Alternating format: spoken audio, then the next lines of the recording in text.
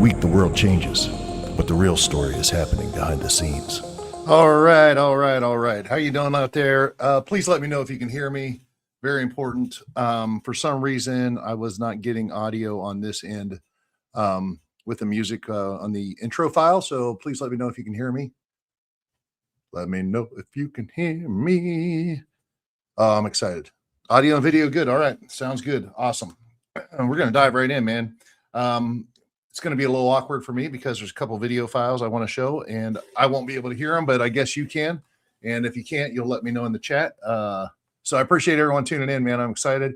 Not as tired as I was last week. That's for sure. So appreciate you guys tuning in. Laura Grober, good to have you. Kathy Kalish, always good. Julie, good to have you tonight. Let's see, Margaret and Joe. Appreciate you guys so much. Thank you. And everybody in green, thank you so much. They are obviously channel subscribers. Appreciate you. Amy Pelton, my wife, is in Roan Mountain. I don't know if I guess that's North Carolina, Tennessee. It's on the border with family. So, it's me and kitties. So I expect you might see some cats tonight, although I did leave the garage open and they're probably out there playing. So there you go. Joe, good to have you, man. Christine and John Jeffords, appreciate you guys. Thanks for coming out. Let's see. Tech Monkey 5382. Appreciate you tuning in. Awesome, man. Laura Hunter, appreciate you. And some are Canadian Contingency and Lola. There they are. Awesome. And let's see if we got anyone else. Annie B, appreciate you. Thank you so much. Appreciate you so much. Let's see here. John Jeffords, Lola, Margaret, John, Laura, Lola. Okay. Tony Groves, good to have you. All right. I appreciate it, man. Yeah. Tech Monkey, thank you, man. Give a thumbs up if you are enjoying this. And if you haven't already, subscribe. Tonight is going to be exciting because I am the nerd. Well, you know me, you know. I'm the geek who went through all 171 drops from this weekend or Friday, rather. So, yeah. We're going to have fun tonight. A couple things I wanted to get through. First and foremost, though, let's see. It's been an interesting week, no doubt about it. UFO disclosure, right? Interesting, isn't it, that the site www. Stop it. I don't want that running. Just stop it. Okay, so the site is www.war.gov, interesting, /UFO. UFO. We haven't seen that in forever. It's always UAP. Why UFO? Interesting.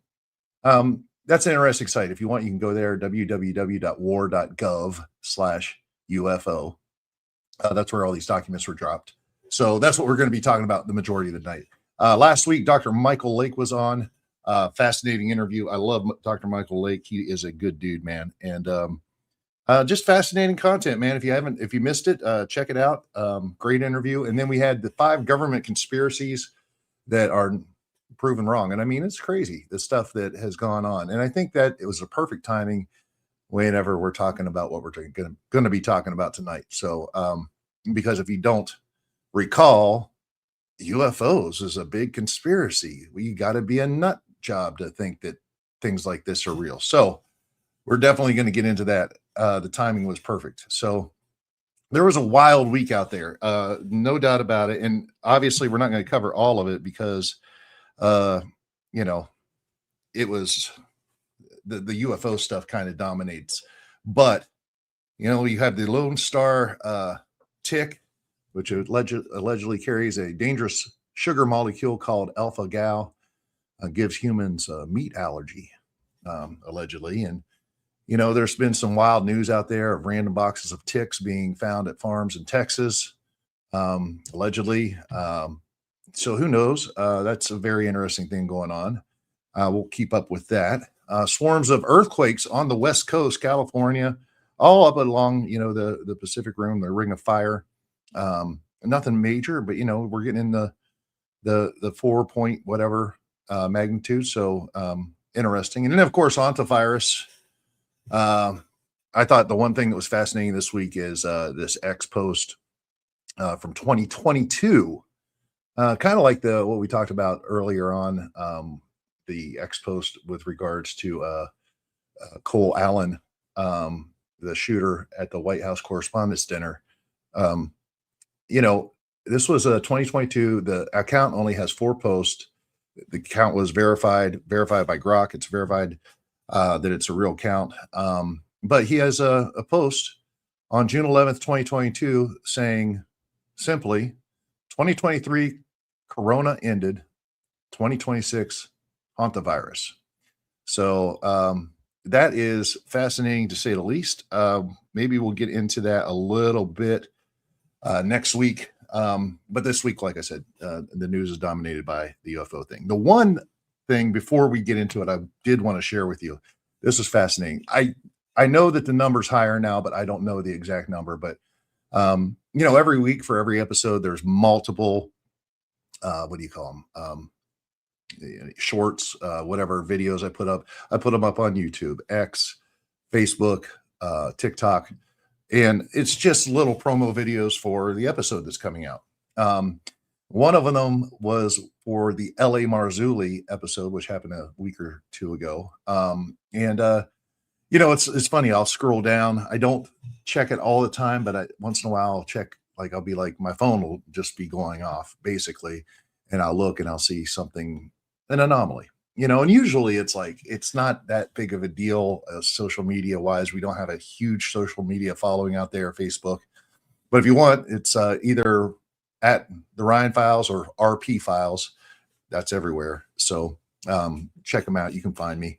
But it's normally like you might get 23 likes, 10 likes, 70 likes, 23 likes, 29 likes, 18 likes, 11 likes, 30 likes, and then boom, 1.9 thousand likes. Okay. So obviously this one post got a lot of engagement, 444 shares, 170 comments, 63,000 views. I might as well play the video for you because it's only a minute long. It's not massively groundbreaking. I hope you can hear it. If you cannot hear it, let me know. All right. So here we go. Fallen angels can procreate.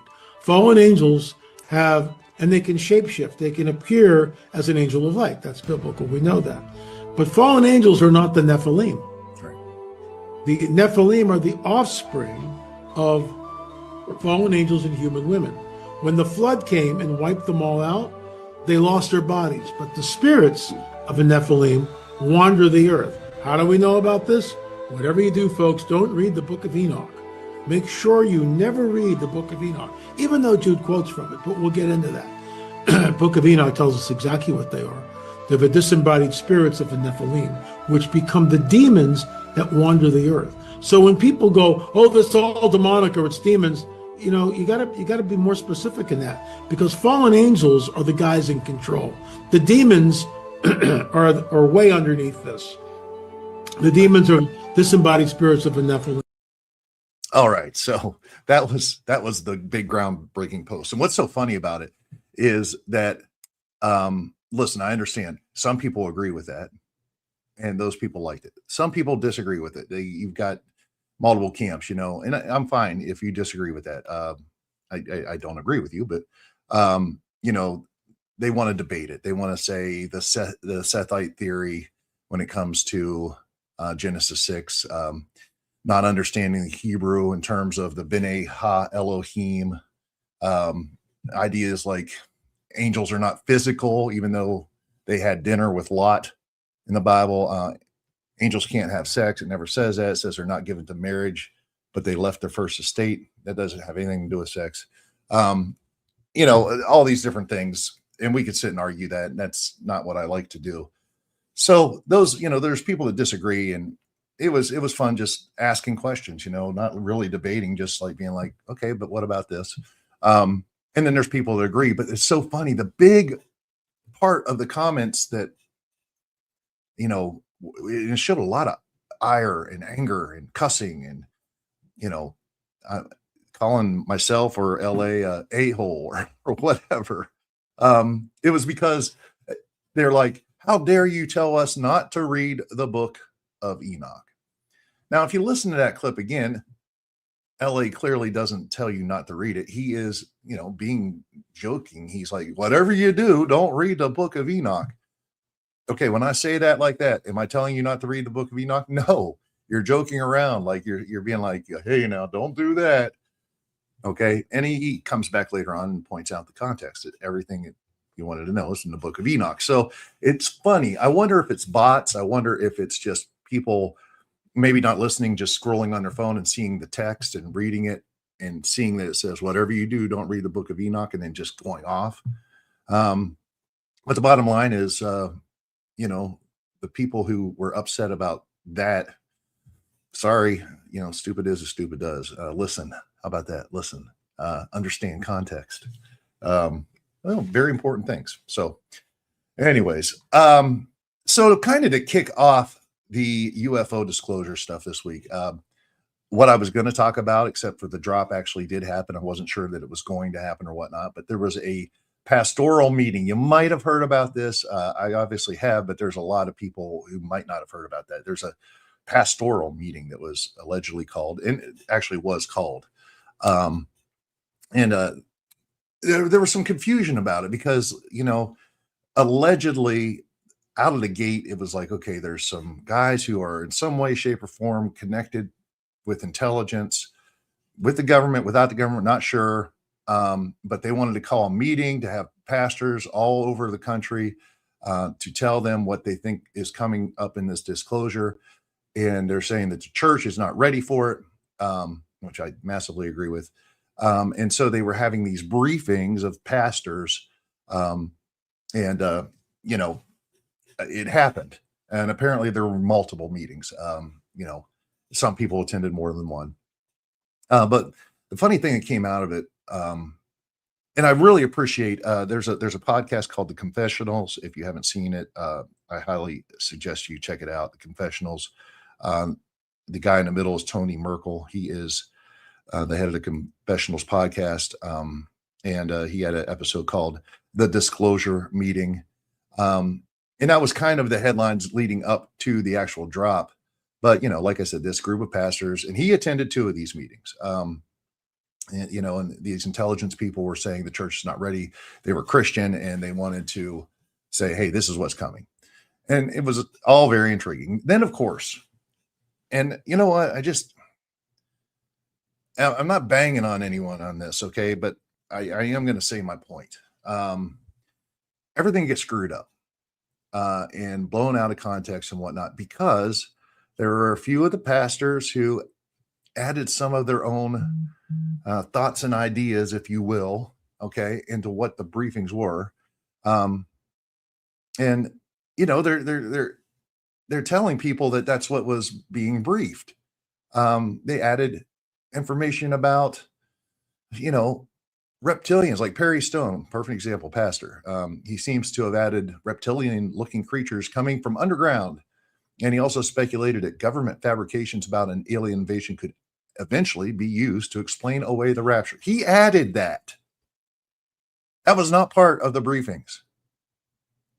And Larry Ragland, seems to have added in, they were preparing to say interdimensional beings created humanity, and that there is no God. Jesus was invented by them, and the Bible was invented by them. So, at the end of the day, I really appreciate Tony Merkel and his team. That's his team right there with him. And if you get a chance, man, go over to the Confessionals podcast, find this episode. That is the thumbnail. Find it because, he was at 2 of these meetings, and he basically said, he just came out and said what it was. And it was very passionate, and what it was really about. Tony addresses it, and he addresses some of the stuff that kind of got, out there that wasn't supposed to be out there. So automatically, the public, the secular public looks at it and they're like, that's stupid Christians. And you know what? Stupid is as stupid does. Once again, like, why are you adding stuff to the narrative? What are you doing? Moreover, I don't know that I really heard anybody except for Tony Merkel, who's not a pastor, by the way, come out and at least give some idea of what the actual context was of the meeting. I mean, why are they sitting on it? So anyways, Tony goes on to explain that the public version became distorted, exaggerated, mixed with details from other sources or potentially other meetings that he wasn't a part of. That is fair to say. And he just wanted to clarify his stance on it in the episode. So if you have any questions about it, that's a good place to go. The meeting was not a government briefing. It was not held by the government or government officials. It was not classified information. If you are out there and you really look, you can find it. Not CIA, NSA, Pentagon, or official intelligence meeting. Not at all. Not government rented Airbnb. They met in an Airbnb, which is ironically was Tony Merkel's, the one he's talking about. There was no reptilians are coming presentation, not an official announcement that aliens are about to be revealed. None of that. And yet, a couple knuckleheads had to put their spin on it. And, then all of a sudden you lose credibility. And it's just a shame. It didn't have to happen, and it did. But this is what the meetings were about as we get into the UFO disclosure stuff. It was a private meeting involving Christian intelligence-minded researchers and operators. The information came from open source material, gathered data, personal contacts, and their own investigations. The goal was to prepare pastors and Christian leaders for the spiritual shock of UAP disclosure. And Tony says the point was not to chase aliens, but to prepare the church. Oh, my Lord. I'm getting a phone call from Mark Biltz. Mark, I'm sorry. You see, I can't take this call right now. Sorry. I need to call him. Anyway, the point was not to chase aliens, but to prepare the church. All right. The main topics covered, UFO UAP disclosure is real and accelerating. Some UAP technology may be human-made. Some may be connected to non-human or spiritual sources. The group believes that parts of the phenomenon connected to fallen angels and occult systems. All right. And they believe there's a demonic deception going on or fallen angel technology included. They suggested that much of the visible technology out there could actually be reverse engineered human-made stuff. But it's interesting. Human trafficking was also a major part discussed as part of a darker network surrounding the entire alien UFO, UAP, NHI, or non-human intelligence subject, human trafficking. That's fascinating. They also explained that Epstein was referenced as part of a larger trafficking machine. He wasn't the top of it. And they were actually dealing with someone allegedly who was an Epstein victim during this meeting. They were moving her, getting her out of trafficking somehow. So it sounds like these people are involved in trafficking as well, releasing people from it. And since the other part of the meeting, since many pastors dismissed UFOs as nonsense or science fiction, that's the problem. If major disclosure happens, church members may become, they're going to come with some serious questions, and pastors aren't prepared to have the answers. That's basically, this disclosure could be a spiritual deception that challenges biblical faith. So, Tony's take was awesome. I encourage you to listen to that. But man, his core message is keep your eyes on Jesus Christ. It was awesome. I encourage you, man, if you get a chance, hop over to the Confessionals, listen to that episode. It's pretty powerful. So, your relationship with Jesus is the key. And you guys know I'm a Christian. So, and I think we're going to get into that as we get into this UFO disclosure stuff. So without further ado, ladies and gentlemen, I'm so excited about this. This is going to be awesome. It is time. It's that time of the week for Connecting the dots.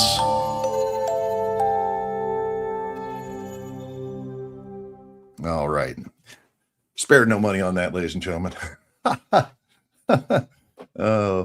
minutes. So let me just say this out front, okay? Given what we just talked about with this pastor meeting, okay? I want to talk to you about the document dump last Friday, and to be honest, and thorough for you. Okay. I took the time to go through every document, every video, every post, everything, every photo. And tonight I just want to share with you what I found. Because I think there's a lot of people out there who are saying, hey, there's no there. Oh my God, this is a bunch of BS. And I understand why they're saying that. But we're going to connect the dots on some of this stuff. And if you take a second, instead of just, blinders and listening to what everyone else is saying, there's a lot there. There's a lot that's being said, but more important, there's a lot that is so obviously not being said. So let's get into it. And here we go. For decades, people who asked serious questions about UFOs were mocked. We know that. I know that personally just from doing this podcast. People walking around, they're like, hey, man, that Pelton's a little weird. I know it. They're called crazy, called conspiracy theorists. There are people who lost their careers. Think about that. They lost their credibility. There's many out there. Listen, there's a lot of alleged lives that were taken in order to shut down certain narratives about this. We've all heard the stories.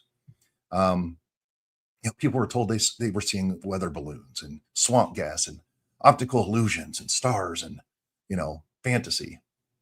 But now we have documents showing something very different. Behind the scenes, the government was not laughing. They were not mocking. Behind the scenes, the government was full on invested and investigating. Behind the scenes, the government was routing these reports through intelligence channels. They were collecting evidence, evaluating witnesses, studying propulsion, monitoring nuclear facilities, and creating formal systems to track and follow all these events. So tonight, the question is not simply, are UFOs real? Because that question, honestly, is already outdated. Let that sink in. That question is already outdated. The craft are real. The better question is the government privately, if the government privately treated this phenomenon as real for decades while publicly dismissing it, what else are we not being told? That's obvious. That's an obvious question. And even one more point, if these objects were not ours, okay, if they're not ours, who built them? Who's operating them? Who are the pilots, right? And that's where this road tonight leads. Not because the documents come out and say it directly, but because they force a question. And I'm going to get you through this, and man, take notes if you have to, because there's a lot of information. Like I said, we're going to go through it, but you'll see again and again and again this narrative, once again, a narrative being built that's just fascinating. So segment one here. What was actually disclosed? Okay. The main point is that the release does not say in any way, shape, and form. And I mean, there some of these documents were 200, I think one was 290 pages, I think. I don't exactly remember, but it's all news clippings and, inner office memos and communications and whatnot. So you had to read through it and kind of see the government was they're trying to paint a narrative, a picture, if you will, to sell the American public. So the release does not say aliens are here. It does not say that whatsoever, not once. But it absolutely destroys the idea that this was all nonsense. Okay. The report repeatedly shows that the U.S. government treated the UFO UAP issue as real enough to investigate, serious enough to classify, important enough to route through intelligence and the intelligence community, persistent enough to build reporting systems. They had documented ways of reporting things because this was a thing. You don't make ways of reporting things unless there is an actual thing to report. Operational enough to involve military pilots and radar, very important, sensitive enough to manage public perception, big time. They were very concerned about the public perception on this and controlling the narrative, and unresolved enough to continue for decades. We're almost 80 years into it now, folks, since Roswell, if you think about that. So the report's conclusion is not that the government has confirmed aliens. That is not what happened whatsoever. The conclusion is the government spent decades quietly treating the UFO phenomenon as very real. It was very real intelligence. And there was defense issues, obviously, national security issues. But they did that while publicly minimizing it and ridiculing it. So that is the story. That's a tough story to sell. Think of that. If you're the government and you're disclosing that, there's no upside, right? And it's something that we all kind of assumed and knew, but now it's confirmed. No one, I'm waiting for the next shoe to drop on that, by the way, because that is exactly what they said. They said, hey, we took it totally serious, almost as if they're saying they're like setting themselves up to be the good guy. Hey, like, yeah, we kind of minimized it, but we did that for your safety. But man, we were really taking it seriously. That's kind of what this entire landscape is all about. That's what they're trying to sell everybody. Hey, we were taking this extremely seriously. And they go and they show you how. And they were. So the public story versus the private story. This gets interesting. Okay. There are two stories, and I got a little graphic for you. Spare no expense on this, folks. Here you go. All right.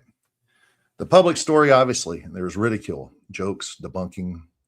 Oh, that's a weather balloon, it's swamp gas, hysteria. Had nothing to see here. But the private story behind closed doors, behind the curtain, was there was classified routing of information. There was coordination with military intelligence, radar analysis, which is very important because that's something you can measure scientifically. And obviously, if it's the figment of your imagination, there's not going to be a signature, radar signature. They vetted witnesses to determine, is this person real or not? And there were some that they were like, yes, this is real. There was physical evidence collected. How's there physical evidence collected if there's nothing physical there? Propulsion analysis, again, just through studying the science of it, through radar and other visual things. Nuclear site tracking, which we'll get into because these UAP UFO had a penchant for coming around nuclear sites. Psychological management, again, controlling the narrative in the public space. And there were public paranoia concerns, no doubt about it. So this is kind of where the nothing burger crowd kind of collapses. If this was nothing, if this was absolutely nothing, why did the government build systems around it, right? If this was nothing, why did they classify it? If this was nothing, why were Air Force Intelligence, Wright Pat Air Force Base in Dayton, Ohio, Naval Research, Air Defense Command, FBI headquarters, nuclear security offices, why were they all involved? Why?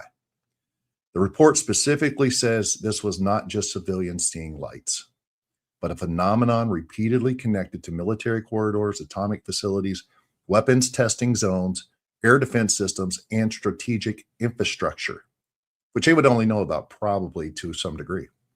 So the there is not just the objects. The there is the behavior around the objects, meaning what the there is that the government was active. Okay. So that's part of where we get into, there's no there. Well, there is. The biggest wow quotes that came out of this, in my opinion, quote one from 1947 Air Material Command memo states, the phenomenon reported is something real and not visionary or fictitious.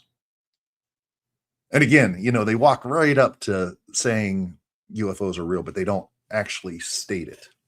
But that statement is a banger. The phenomenon reported is something real and not visionary or fictitious. Why it matters? It's a massive line, man, because it means that early military posture was not, people are imagining this, man, they're a bunch of kooks. It was something objective is going on here, something real. And the report says the memo described metallic discs silent operation, extreme maneuverability, rapid acceleration, formation flying, possible evasive behavior, revolutionary propulsion. They were speculating that it was nuclear powered. They didn't know. And possible crash recovered evidence. Now, if you go back to 1947, what happened in 1947? Everybody knows Roswell happened. First day, UFO, unidentified flying object, crashes. Next day, weather balloon. And then you get the guy, holding up weather balloon material. And it's where it all started, and that's almost 80 years ago. And it was such a strong narrative that was put out there to the public that I guarantee there's people watching right now who still don't buy this. And they're like, nah, this is crazy. They can't exist. Even though they're literally telling you now. They did such a good job at telling you you're a crackpot, you're a weirdo if you believe this stuff. But now that they're saying, yeah, yeah, we took it serious. But people are so just scorned by decades and decades and decades of just pushing it down that they're afraid to come forward and admit, like, yeah, okay. Even though they're telling you that they took it seriously, maybe you need to take it seriously now too. So they were not laughing in 1947, friends. Okay. They were investigating. Bottom line. Here's another quote. On conventional aircraft, the 1949 Intelligence Requirements Memorandum number 4 reportedly used the title on conventional craft. All right. And that matters because that's aerospace intelligence language. All right. It's not folklore. It's not mythology. That is terminology that's used to describe aircraft that are not conventional, meaning not something that we are known to have. So it wasn't hysteria, it wasn't hysteria. It was very scientific. And, because of this, in that report, says investigators were told to collect fragments, photographs, terrain traces, exhaust data, maneuverability information, radar returns, acceleration profiles. They wanted the information. They knew it was there to be had, and they wanted it. So this wasn't, psychological management language that they were using internally. This was technical intelligence language. So you don't collect acceleration profiles from mass hysteria, bottom line. Quote number 3, FBI language about extraterrestrial vehicles. The report highlighted this FBI wording. Possible communication with extraterrestrial vehicles from another planet could be of interest. Yeah, why it matters. It doesn't prove aliens. Once again, it doesn't prove aliens, but it shows the possibility was not being treated as unthinkable, right? And this is inside the FBI. So, the public was told don't ask questions, but internally they were preserving exactly the kind of question, like they said extraterrestrial, they said another planet, they said communication. There you go. The Swedish intelligence report was fascinating.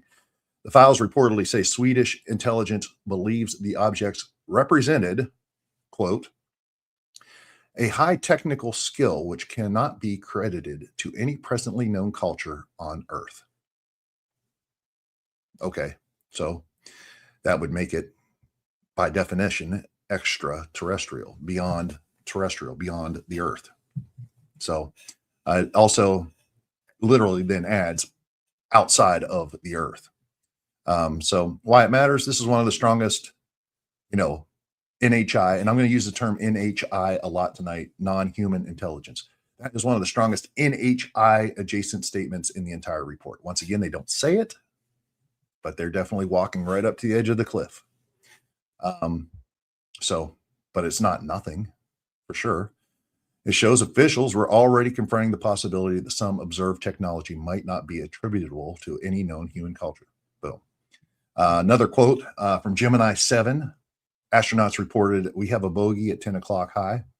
NASA later referred to this as the third unidentified object. These were astronauts, okay? These weren't during a mission. These were astronauts during a mission. They were distinguishing the object from the boosters, the debris, particles. It was separate. There was a bogey in space. That doesn't prove aliens, once again, but it does prove serious observers were documenting unresolved objects in space flight. Okay, so yeah, there you go. Quote 6, the Cometa report, released in 1999, so a little bit more recently. The report included the extraterrestrial hypothesis is by far the best scientific hypothesis, in reference to the UFO phenomenon. They're saying the extraterrestrial hypothesis is by far the best scientific hypothesis. It's a bold statement. The Cometa report argued that the objects are physically real, intelligently controlled, technologically superior, strategically important, and it explored also, in addition to all this, it explored how this would impact religion, that there needed to be psychological preparation, perhaps what we've been going through. There will be societal disruption, which perhaps is coming soon, and possible long-term, that there was probably a long-term observation of humanity by these craft. So again, that is not nothing. So let's get to the there list. This is the official there list, if you know what I mean. There was an immediate intelligence pipeline, clearly stated again and again and again, within weeks of the Kenneth Arnold sighting and the Roswell era wave of sightings, in the 40s. The FBI and military were already forwarding reports to the Pentagon, routing information to Army intelligence, coordinating with military authorities, collecting witness testimony, archiving evidence claims. Okay. If this was fake, folks, why did it enter the national security structure almost immediately? Right. And it's been going on ever since. The report says the phenomenon entered intelligence channels within days, weeks after, it was found, and it was classified, routed, and preserved. So there you go. There, number 2. There was a permanent reporting infrastructure. I kind of talked about that. By 1950, 52, in that area, early 50s, there was a system in place that was already mature at that point. You don't have a system for reporting things unless there are things to report. Does that make sense? Hey, let's get a report just in case we need it for every time. I don't know. Just, for every time the wall changes color, is painted a different color, we need a report form for that. Okay. No, you don't create a report form for that, because yeah, it might happen, but it's not this regular thing.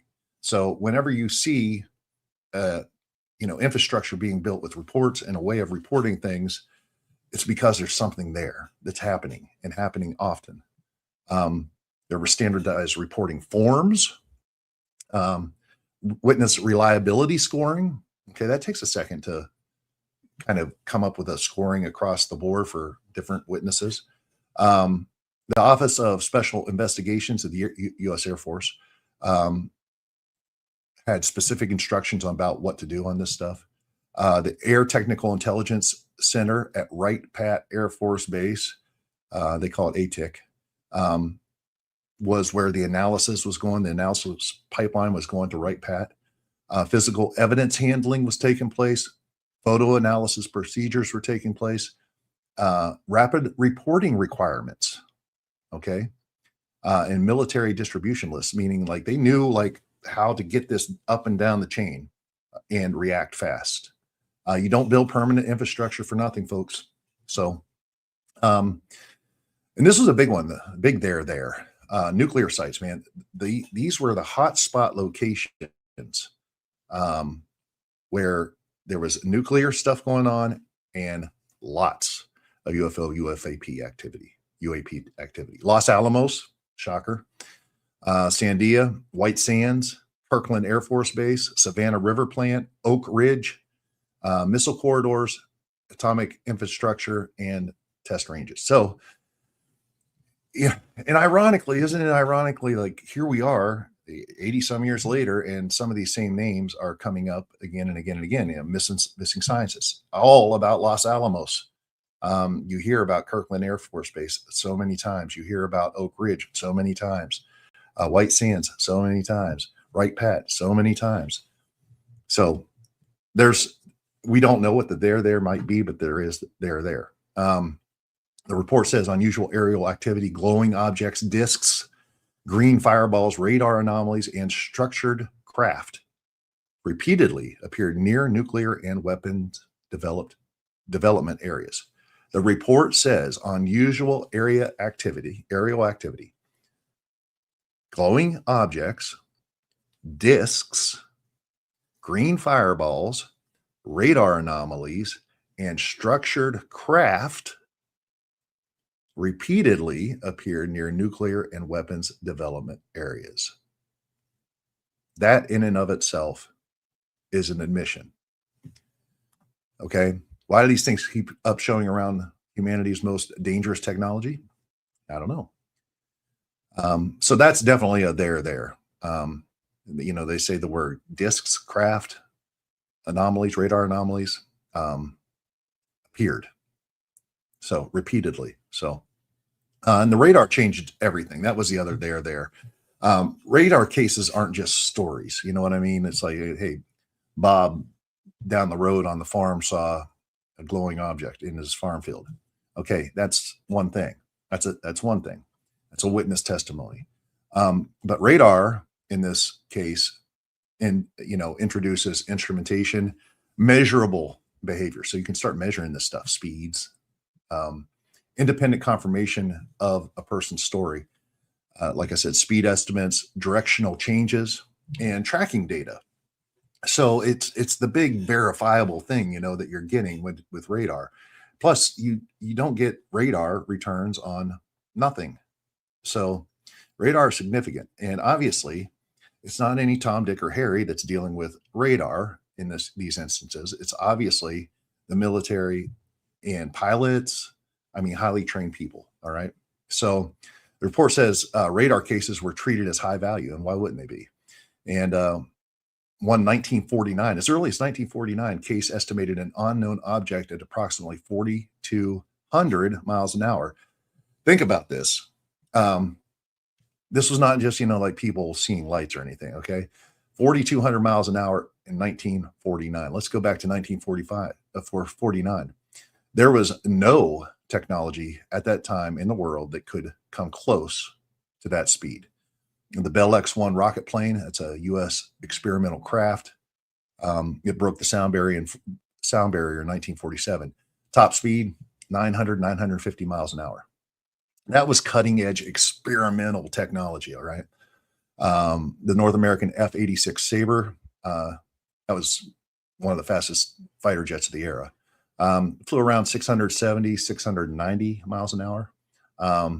Now, if you throw in rockets, which are, not guided, no pilots, anything like that, the German V2 rocket could reach right around 3,500 mile an hour during ballistic flight. But again, it wasn't a piloted craft. It was just a bunch of fuel on fire with shooting. So the bottom line is 4,200 miles an hour back in 1947.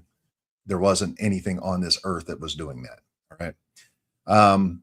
Another there. Number 5, physical evidence was expected, not guessed. It was expected because they had found fragments, terrain effects, landing traces, radar signatures, electromagnetic interactions, physical recovery scenarios. So it was expected. Physical evidence was being expected because you don't expect it if there's no reason to expect it. Well, you expect it because you know that it's been there.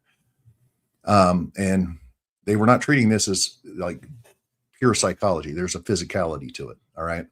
And that's measurable, scientific and measurable. So that's important. You get into, here's another there, Socorro, the event that happened in Socorro.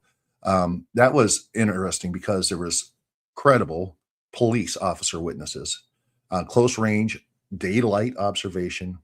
They saw humanoid figures, a structured craft, There was landing traces of the craft. It crashed. There was burned vegetation, geometrical impressions in the ground. There was an official investigation on it. And this is one of the first major cases suggesting the policeman in Securo said they saw him, but suggesting possible operators or occupants of the craft. So that's the point. And this is back, like I said, this is early on. This is where the craft question starts becoming the pilot question. And that's when you get into NHI. So we're going to get there, I promise. The modern military reporting is fascinating too. If you check this out, the first dump seems to tell, there were just kind of all kinds of terms, modern, modern, what do you call it? Terms like possible UAP. This is an official reporting. Observed an unidentified aerial phenomenon. Detected 1X UAP. See UAP 1. This is like important because you're getting this stuff from intelligence, surveillance, and reconnaissance missions, signal intelligence missions, full motion video. So you're getting all that stuff. And, the bottom line is the first dump seems to tell the public, these reports happen. The investigations happen. Some witnesses were credible. Some cases were unresolved. National security was involved. The government tracked it. We're not telling you what it is. We're not confirming aliens. We're not discussing the full NHI question yet. But the real big thing is that the United States government is trying to say, hey, guys, we did everything right. And I mean, you couldn't put a better report together to try to sell that. We did everything right, guys. We did everything right. So that's kind of funny. Hold on one second here. I wanted to show you one of the stranger UAPs. I'm going to put it up on the screen here. This is an interesting little find. There's a lot of speculation as to what this is and what this is not. This is the one that was just kind of most fascinating. UAP. I do think it's interesting. Most of the UAP that they show were, some form of glowing ball, whatever. This one is interesting. There's people online who says this is just a flare, whatever. But the way it's moving is fascinating. Obviously, the way it looks is fascinating. Why are they releasing this? If it's not something, I don't know. But I'll just keep on talking as this plays on because it is kind of interesting to watch. But the biggest change in this report is that the biggest shift is in the bureaucratic normalization. These reports that were in this document dump, they're not being written as sensational stories. They're being written like routine mission paperwork. These reports are regular. It's not like something boring to them or whatnot. The system is mature. It shows that. So anyways, I'd put in your comments, whatever you think about that particular UAP. That was one that there's so many of them. Like I said, a lot of them are glowing balls and whatnot. I wonder why that is, why they're not showing more craft stuff. I think I know the reason. They're just slowly, getting us into this. So, but that one is rather interesting to say the least. So, what was the narrative?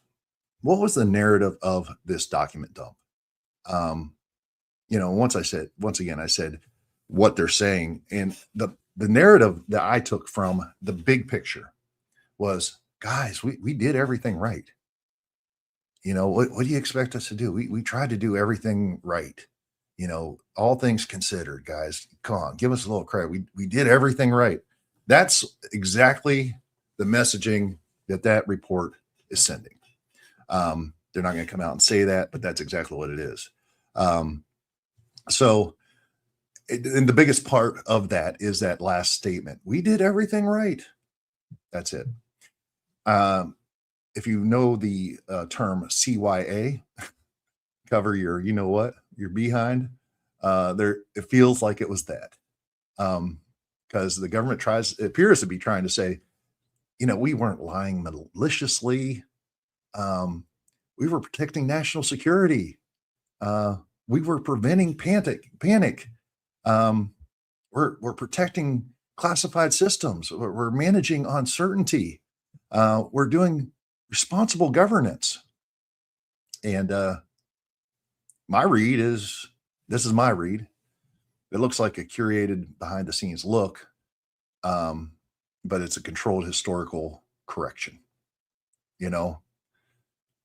It's a way to say, hey, we took this seriously all along, without saying we ridicule people who are asking the right questions. And like I said, I'm excited to see when the next shoe drops on that. So, because it's got to come, right? It's got to come. I mean, we're talking about decades, lives possibly being taken, possibly. I'm not saying it was, but you know what's going on. Yeah. So let me see. Let me get to the comments here real quick. Let's see what's going on. I don't know what's out there. So, where are we at here? Okay. The show is like a modern day Coast to Coast AM. Well, that's very kind, Tech Monkey. I appreciate it. Big fan of Coast to Coast. I always have this fear that I'm going to look at the comments after talking like that for that long, and it's just a bunch of people saying, we can't hear you. I have dreams about it. Anyways, yeah, everybody thumbs up. I appreciate it. Fan, yes, made an appearance. She'll be around probably again. So, hey, Capsini, good to have you on, buddy. Glad to have you, Tony and Faye. Appreciate you guys. David Green, no future will demand that you give yourself for it. That you give why yourself for it. Not exactly sure what that means, David. I'm not sure what that means. There's too much information out there for it not to be believed. I agree. What did John say? John. I don't see what John said that Tony's responding to, but anyways, can you give up who you are to be someone else tomorrow? All right, David's asking existential questions here. Can you give up who you are to be someone else tomorrow? I don't know the answer to that. I'd have to think about that, David. The future, the past, and the present walked into a bar. Things got a little tense. Leave it to Capsini to have a little humor. Yeah, it is kind of funny. They're so benevolent as to warn us to get psychologically ready for all the things they have psychologically conditioned us to ignore. That is a great point, Capsini. Thank you. Great way of putting it. They can't control it anymore. So, so they are trying to save face. We're going to get to that. Is that what it is? They can't control it anymore. We're going to get to that. That's why I wanted to stop where I stopped. You're hearing it's a nuts and bolts real thing. Yeah, nuts and bolts, hearing that a lot. How can so many of these images, how can they show all these images and them not be real? I think that there's a reality to it. But I'll keep that in mind, Ryan. We can't. You're kidding, right? I know you can hear me. Please don't do that. Oh, Lord. The truth is out there. All right. So let's get back to, because this is where it gets fascinating. We've been through the report. Okay. I told you everything that's in the report, right? Now let's talk about what was stinking obviously omitted. It's like, I don't know if, it's obviously they didn't want someone to read the report, even though there are segments in there that you can take and you could run with it. But who wants to do that? Like, let's just shoot straight, right? But what was obviously admitted, there's a couple things, and we'll get into it. So the best sensor data, I mean, the documents all reference, especially the modern day documents, signals intelligence, full motion video, intelligence surveillance, reconnaissance, Link 16, which is a secure encrypted communications system that allows military, aircraft, ships, ground units, command centers, all share real-time tactical information. Okay. They had all of this stuff going, infrared, classified avionics, operation reports, all of that. We don't get any of that. And as you saw in that video, all the, everything's redacted, blacked out. So the public is not seeing the full data whatsoever. Where are the full videos? Where are the raw radar tracks, the sensor fusion files, where you can connect radar with other instruments and measurements and everything else, the classified appendices, if you will. Where is all that? Well, we're not getting that. We're not getting any clear origin conclusions. The documents repeatedly say they're unknown, unresolved, possible UAP, unidentified aerial phenomenon, possible balloon, no final explanation. But after 80 years, why is the origin question still, even after this dump, still so it's carefully avoided? Like I said, they'll walk you right up to it, and then they won't do it. They won't say it. And I know that's why a lot of people say there's no there, but you got to look deeper. And the big one, the big omission, obviously, is the NHI question, non-human intelligence. This is just the screaming lighthouse in the middle of the night, just blinking its light, screaming, hey, you're not talking about that, right? I mean, they talk about craft, propulsion, maneuverability, radar, physical traces, structured objects, intelligently controlled movement, humanoid reports, occupants, possible extraterrestrial vehicles, possibly outside of the Earth. But it never fully even begins to answer who are the pilots. And that's the big one. Who built the technology? Who controls the craft? It's glaringly obvious that is something they don't want to talk about yet. All right. It's funny because the documentation normalizes it it's like they normalize it while refusing to answer it. Does that make sense?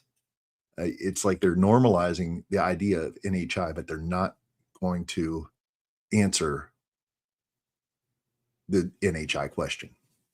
Fascinating. I feel like that is psychological preparation. Mission 4, and this is a big one. Abduction, human interaction, liability. Huge. The report has references to humanoid encounter reports, occupant claims, crash stories, 3-foot being narratives, contactee stories, abduction-like experiences, missing time elements, all the things that we hear from abductions that up until Friday, the government has always been like, you're a crackpot. You need to go into a mental institution. This has happened.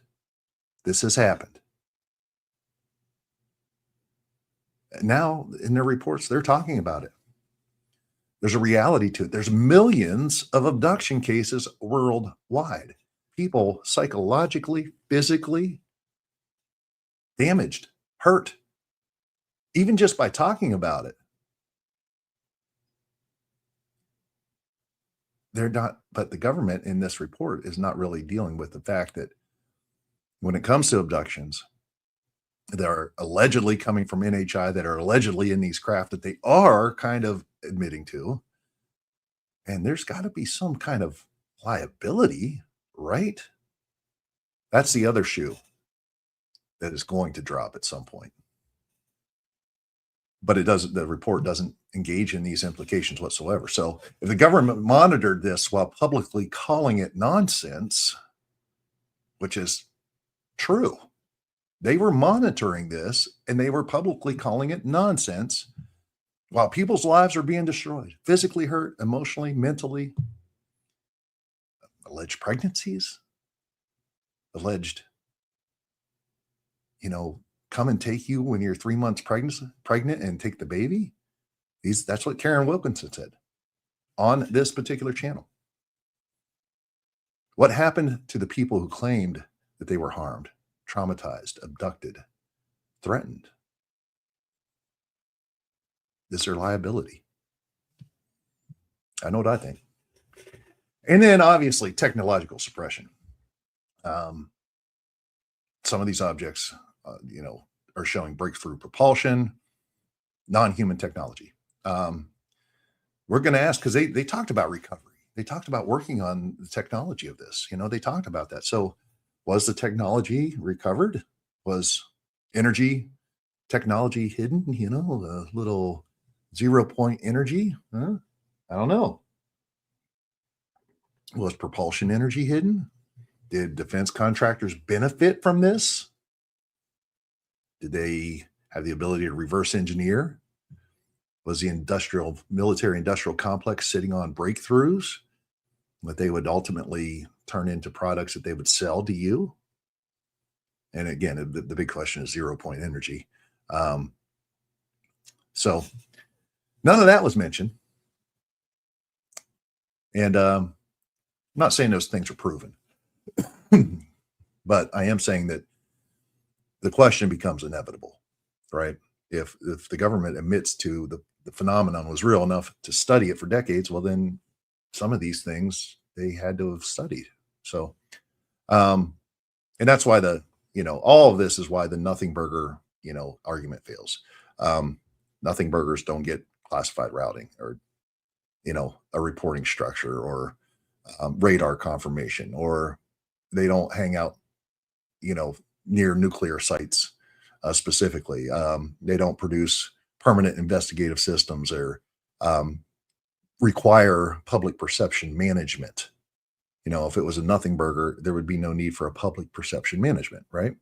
A nothing burger doesn't produce 80 years of official ambiguity. So the bottom line is, if this was nothing, the government would not need 80 years to say so.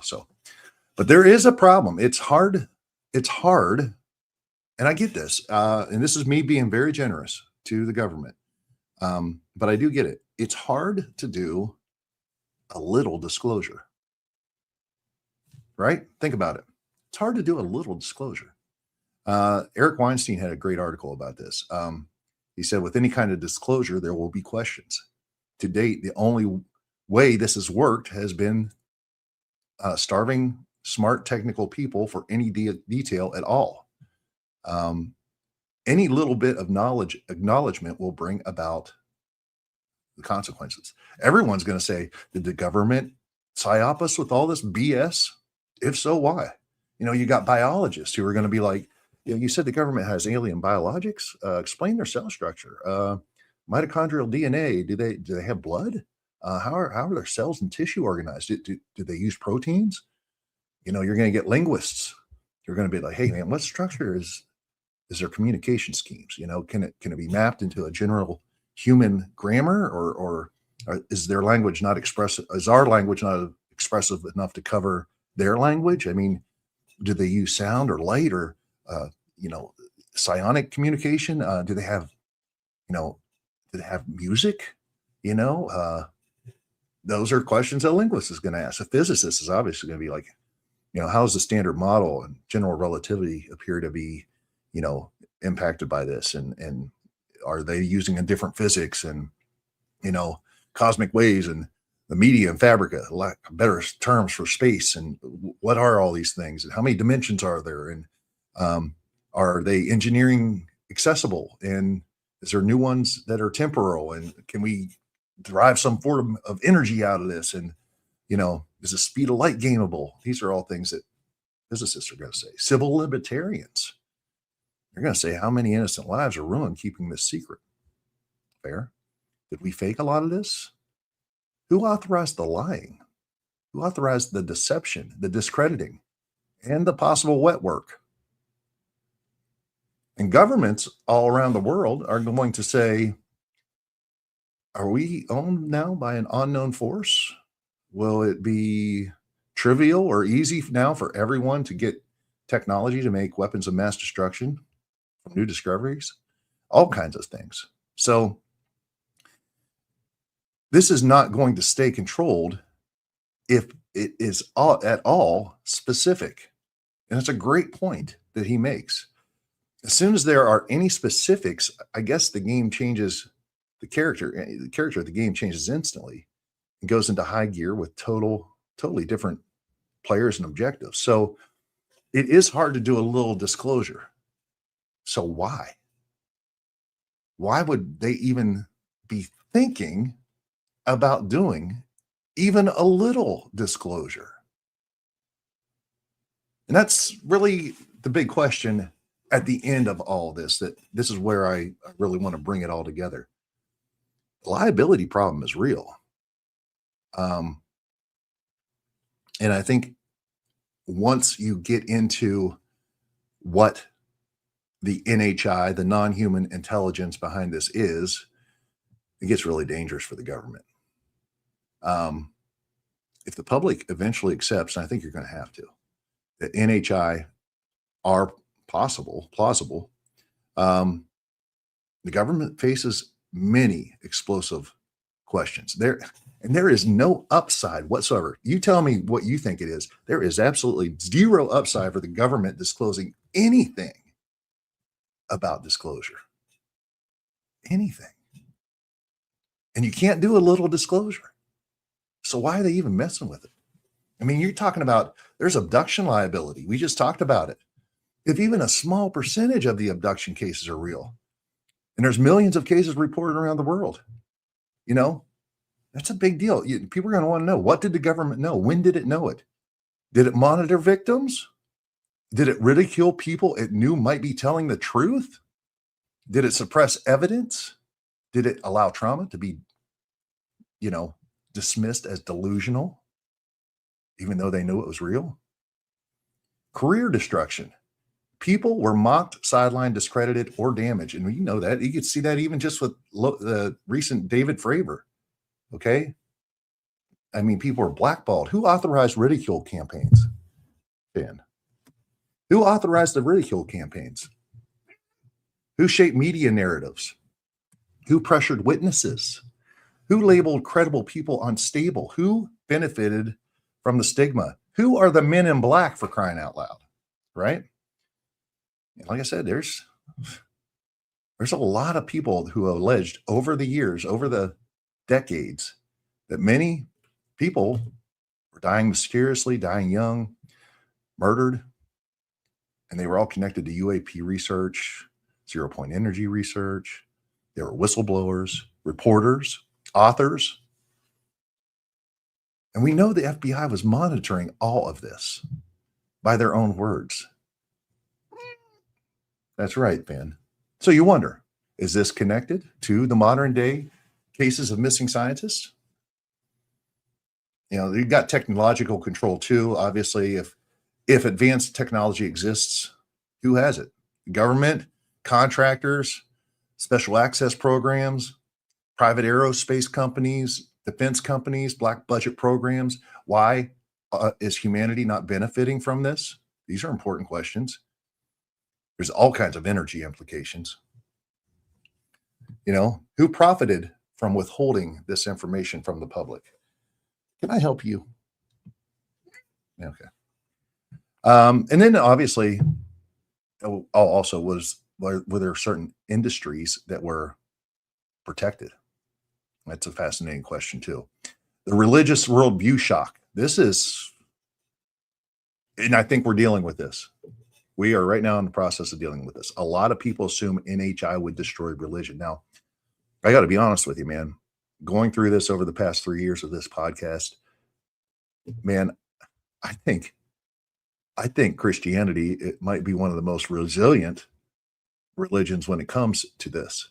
It already contains, this is not being taught, but I mean, if you have the Genesis 6 worldview and Deuteronomy 32 and all that, and you understand the days of Noah and these things like that we talk about on this podcast, there's obviously categories in the Bible for non-human intelligence, heavenly beings, fallen beings, Watcher, Son of God, interpretations, spiritual hierarchies, deception, cosmic conflict, unseen realms.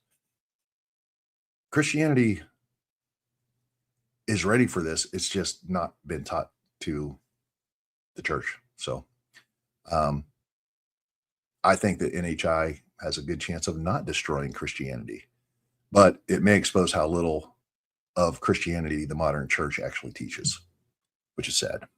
Why would the government do this if there is no upside? Here we go. Why?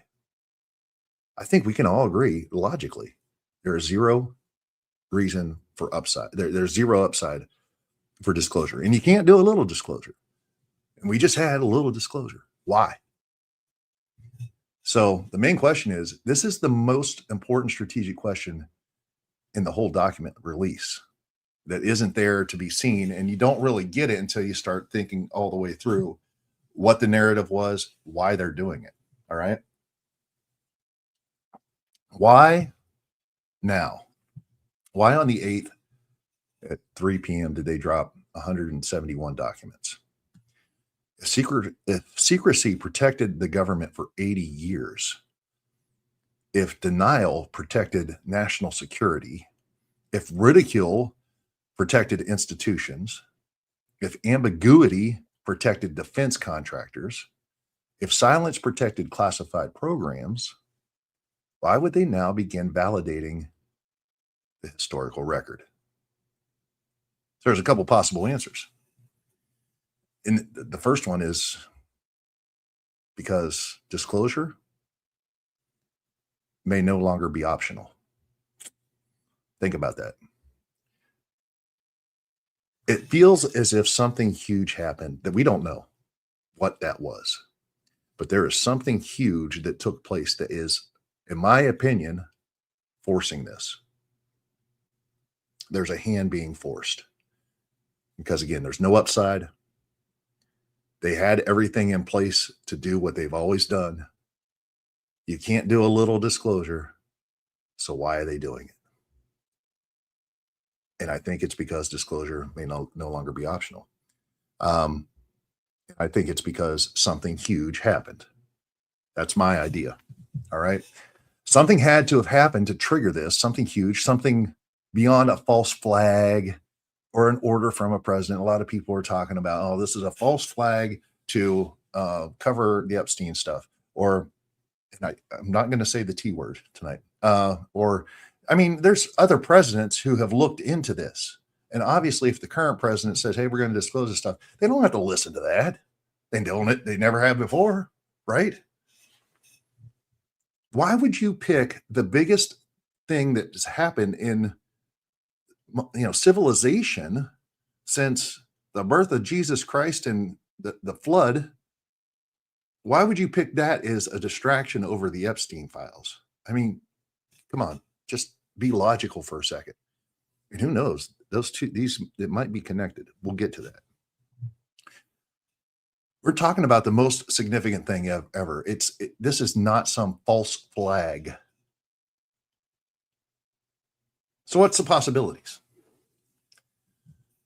There's a possibility that the information environment's just collapsing. The old world, there was few media gatekeepers. There was centralized institutions. There was the stigma worked back then. Witnesses could be isolated and intimidated. In the world we live in today, man, there's podcasts, there's independent media, not just the mainstream media. There's congressional hearings, there's social media, whistleblowers, leaked footage, military witnesses speaking publicly, AI-assisted analysis of things. So maybe the government may not be disclosing because it wants to. Maybe it's just doing it because containment failed. That's a possibility. That's a real possibility. Possibility 2, the data got too good. I think this is a weak point, but it is understandable as an option. You know, modern systems just might now be overwhelmingly capturing too much between radar, thermal, signet, full motion video, satellite, multi-sensor fusion, military tracking, classified ISR, all this stuff. If the data is too good, the old explanation model just collapses. You cannot keep saying weather balloons when multiple sensor systems are capturing the same unresolved thing. So while I think that's true, I don't think that's the reason. Another possibility is congressional pressure. And my thought on that is really, because they are asking now, who has the files, who has the programs, who has the money, who has the oversight, our special access programs hidden from Congress. Is there funding that Congress is not aware of? Are contractors holding materials, making money off of them? Has the public been misled? Burchett, he's publicly claimed the public would be up at night if they knew what he had been briefed on. Matt Gaetz has publicly claimed he was told about an alleged hybrid program. That's, obviously unproven, but even if the most extreme claims out there are not yet proven, the conversation has moved into Congress. That matters. Admittedly, that matters. To what degree is Congress an effective branch of government or a tool to move anything forward? I don't know. Possibility 4, there's internal factions that are fighting. I think this is certainly part of it. I do. I don't think that there is necessarily one government. You hear about white hats and black hats. I think there's a reality to that. There could be a disclosure faction, a secrecy faction, military operators faction, intelligence keepers factions, congressional oversight factions, aerospace contractor factions. In fact, that is basically known. Whistleblowers, you got political opportunists, you got true believers, and you got skeptics. So, yeah, I think that there's a real evidence that this release could be part of a struggle of a power system inside the system. But I still think there needs to be more. They had the playbook in place. And while some of this can impact it, is it big enough to be the big thing? I just don't know. Another possibility is that the phenomenon is escalating. If sightings, encounters, and sensor events are increasing, that means more pilots are going to see it, more observers are going to see it, systems are going to track it, more leaks are going to happen, more witnesses come forward, more officials ask questions, more people have access to tools like AI and even certain kind of tracking gear themselves. Disclosure pressure may be coming from the phenomenon just itself, and people being more willing to accept it and look for it. Not necessarily through direct communication, but through just increased visibility. I think that's part of it. Is that the big thing? No, I don't think so. Could it be that the NHI, the non-human intelligence, is causing the pressure? That's the big question. What is big enough that it would make our government or any other big government in the world bow down to an outside force or power and do something that it hasn't done for 80 years, but rather spend a lot of time, money, energy, and effort in actually hiding it? This is speculative, but it's logically possible. If NHI exists, if non-human intelligence exists, and if they're connected to the craft, one possibility is, hey, you can disclose this yourselves, or we're going to disclose it for you, or we're going to make it impossible to hide, or I don't know, we're going to land a UFO on the White House lawn. I don't know.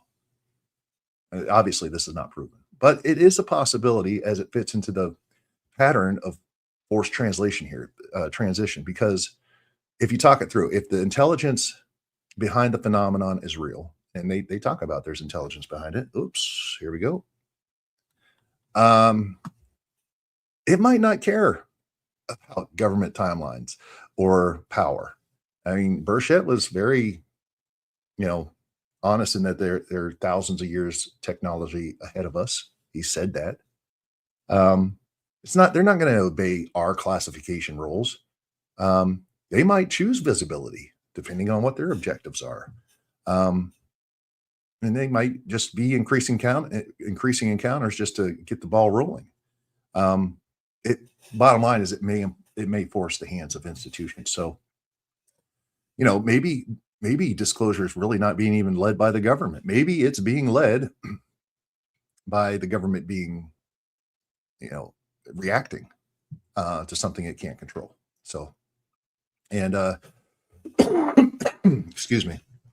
The final kind of thing too is the hybrid human interracial, not interracial interaction. That issue can no longer be hidden. That could be a possibility too. Again, this is not proven, but if congressional claims about the hybrid programs or human interaction with, between aliens and humans in a hybrid race and all that are even partially true, the secrecy problem becomes a lot bigger. Because now we're not just talking about craft, man. We're talking about biology, identity, human autonomy, infiltration fears, the genetic question, abductions, missing time, long-term interaction, religious shock, social destabilization. These are all reasons why the government would rather start with craft.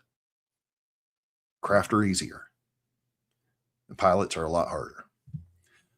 But the big question is, when are NHI going to become part of this? Because that's going to change everything. If you look at this, like I said, NHI becomes, excuse me, NHI becomes the big question. That's the bottom line in all of this. And that's, again, this is all coming out of the report just by taking what they're saying, what they're not saying, and understanding this is the direction that I feel like they're trying to go.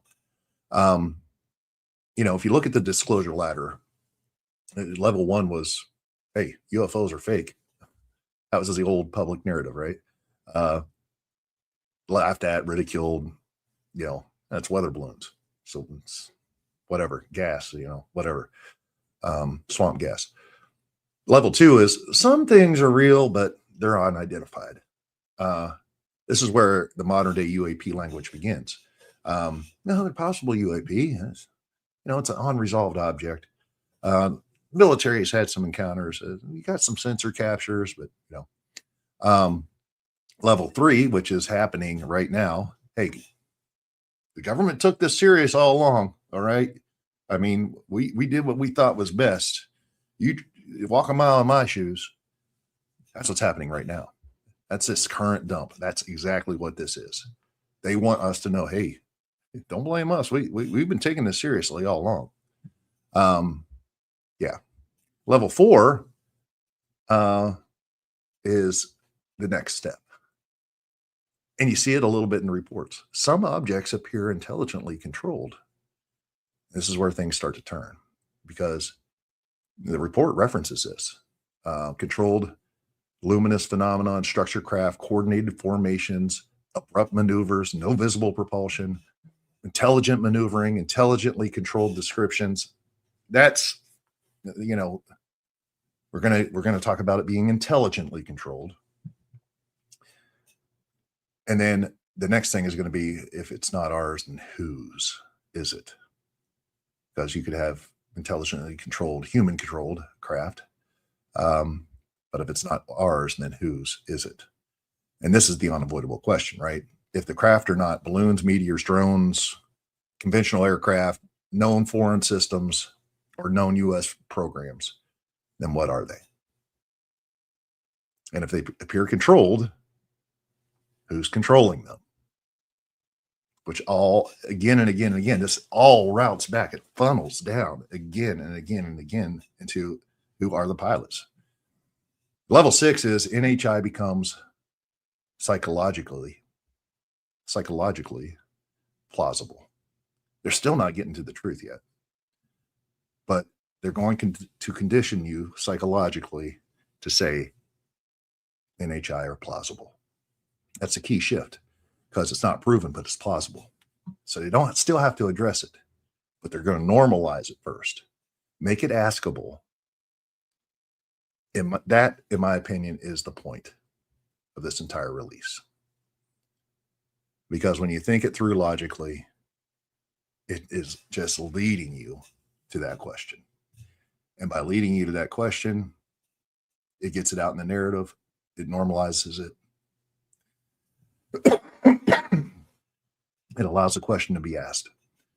So the report does not establish NHI as a proven fact, no doubt about it. But it arguably does something more subtle and psychologically powerful. It normalizes the plausibility of the question. That's the key shift. That's the key shift. For decades, serious people were told not to ask those questions. Who built the craft?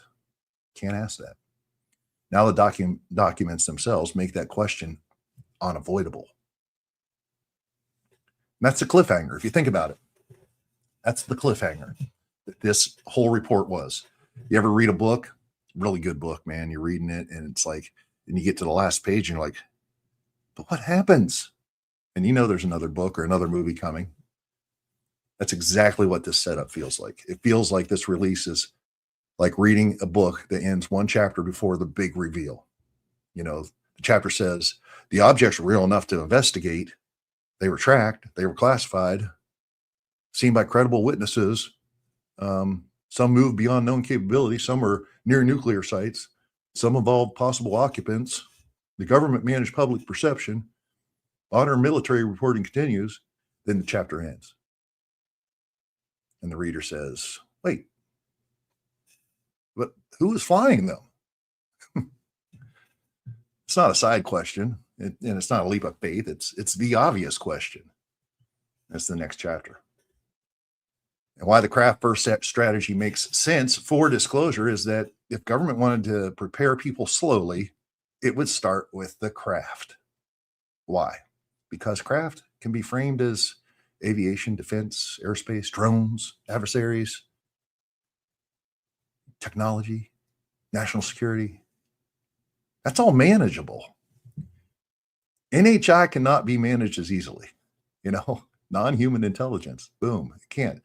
It affects theology, biology, anthropology, consciousness, government legitimacy, abduction claims, suppressed technology, human history, spiritual warfare, public trust. Craft disclosure is the safe way compared to pilot disclosure. And if you're going to do it, knowing that you can't do a little disclosure, you would start with the craft.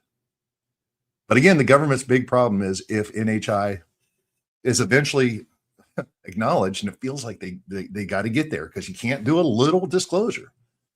The government has a massive problem. People are going to ask the questions. Like I said before, how did you know? How long did you know? Why did you lie? Why did you ridicule people? Why did you destroy careers? Why did you dismiss abductees? Why did you hide sensor data? Why did you protect the contractors? Why did you tell the public there was nothing there? Was anyone killed along the way? And that's why there's no upside for disclosure, and yet it's still happening. The first dump may be designed to answer those questions before they are asked. That's the point. And this is it's an implied defense. We were concerned about national security. We were preventing panic. We were protecting sources and methods, and we were investigating responsibly. We didn't have all the answers. But the pushback is going to be the public's going to say, you did not just protect national security, you shaped reality. And that's the thing. There's people watching right now. Your reality has been shaped. You mocked witnesses. You buried the question. You made the truth socially dangerous. Think about that.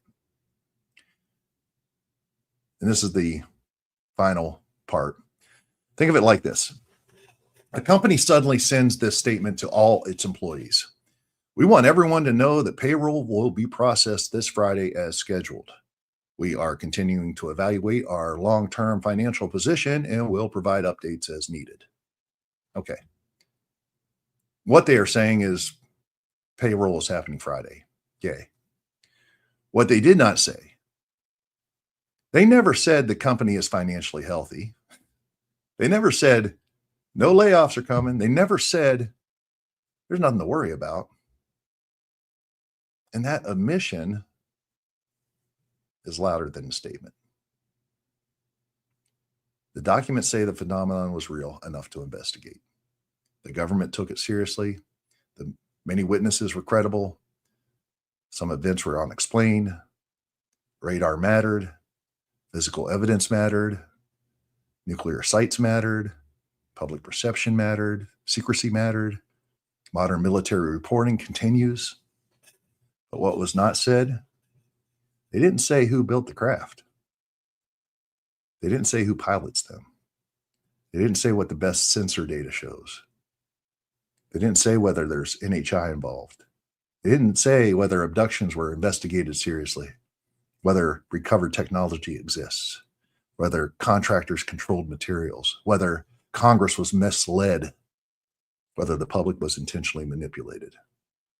So what it implies, the release seems to be a historical framing for the institutional covering of their butts,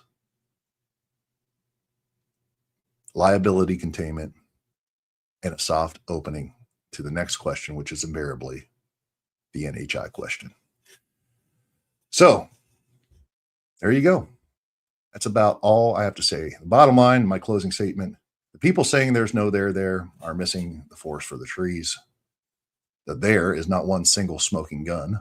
The there is the pattern. The government publicly mocked this issue while privately investigating it. They told the public nothing to see here while building reporting systems. They blamed balloons while collecting radar data. They laughed at witnesses while evaluating credibility. They silenced dissenters. They dismissed the topic while routing reports through intelligence channels. They avoided aliens while preserving occupant stories, humanoid reports, and language like possibly outside the earth. And now, after decades of denial, they are releasing just enough to say, yes, we took this serious, but not enough to answer the one question that everyone is thinking and everyone's going to ask: who built them and who are the pilots? And if the answer, my friends, is not human, then this is not the end of disclosure. This is the soft opening, and the real story is still coming. Connecting the dots.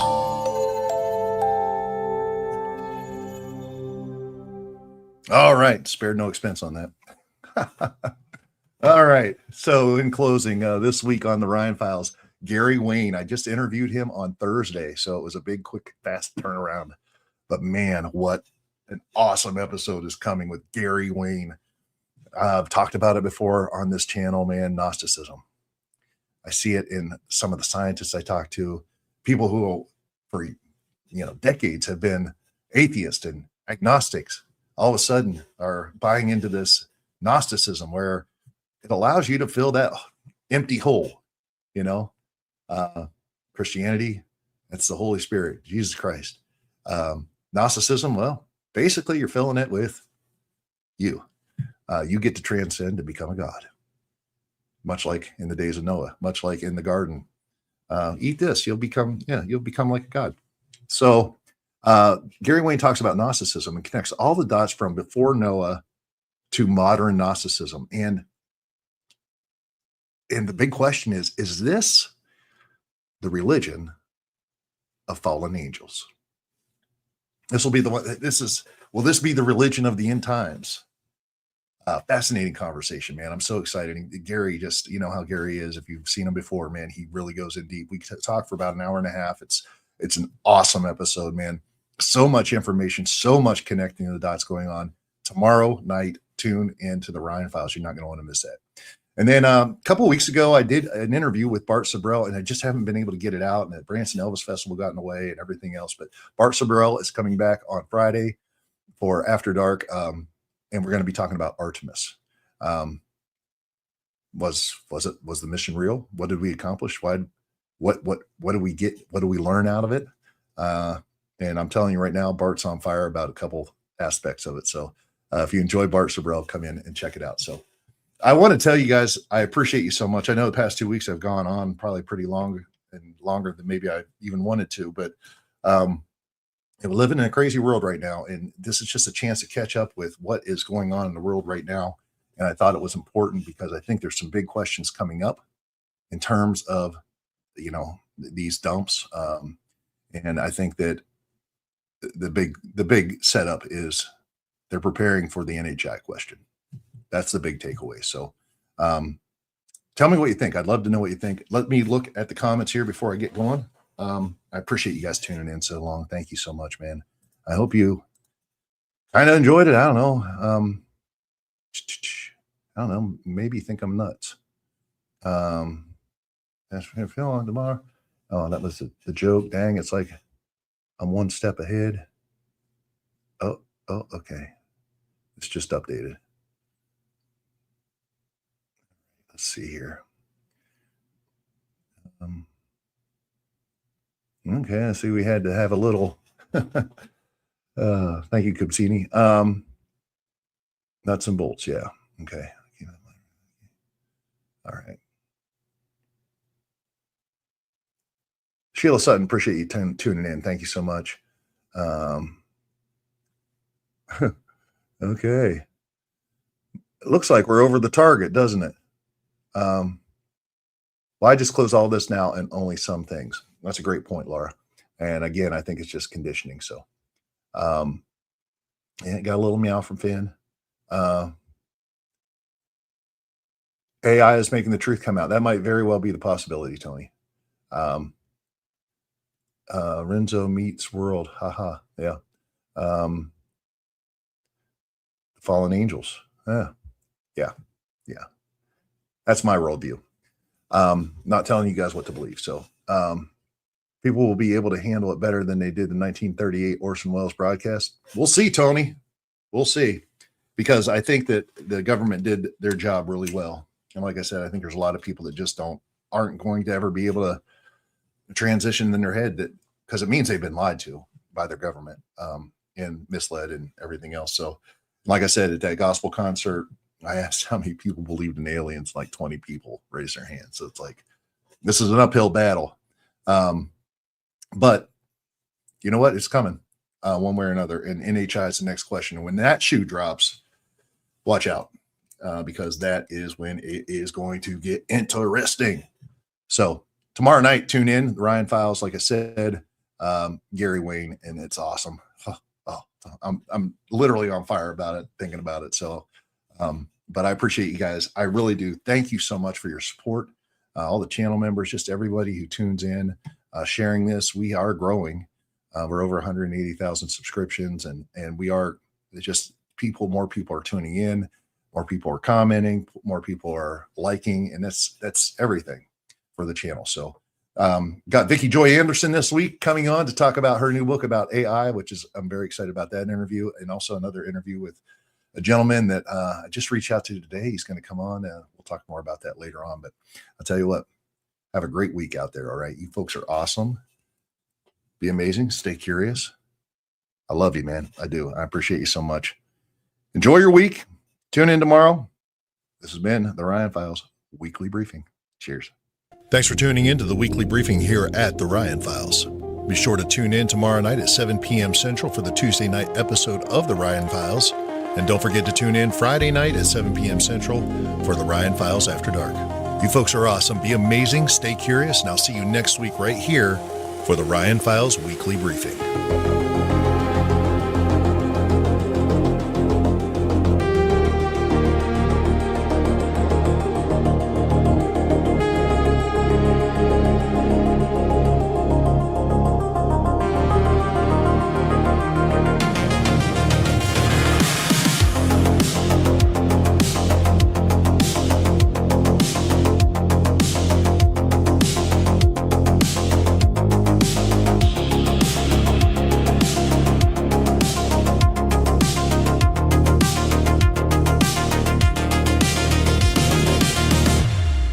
Every week the world changes, but the real story is happening behind the scenes.